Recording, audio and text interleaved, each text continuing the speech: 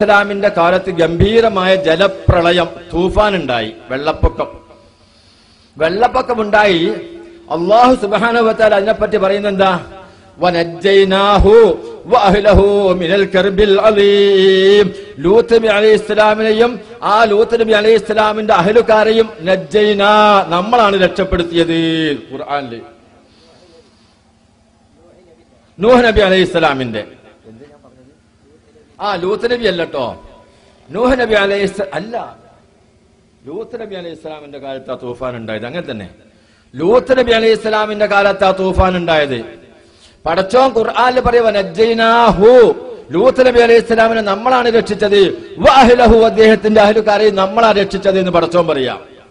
ഒരായത്തിലല്ല, വേറെയും ആയത്തില് വഅൻജൈനാഹു വഅസ്ഹാബസ് സഫീനതി വജഅൽനാഹാ ആയത്തൻ ലിൽ ആലമീൻ.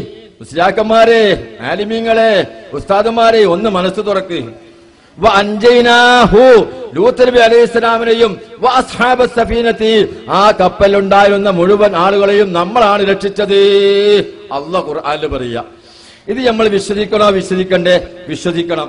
വിശ്വസിച്ചാൽ മുഅ്മിനാണ്, വിശ്വസിച്ചില്ലെങ്കിലോ കാഫിറ. ഇതിന്റെ വിപരീതം വിശ്വസിച്ചാലോ തനിച്ച കാഫിറാണ്, അല്ലേ? എന്നാ കേട്ടോ, വസ്തഗാസ ബിഹി നൂഹും ഫനജാ മിനർ റദാ. വസ്തഗാസ ബിഹി, മുഹമ്മദ് നബിയോട് സഹായം തേടി നൂഹ്.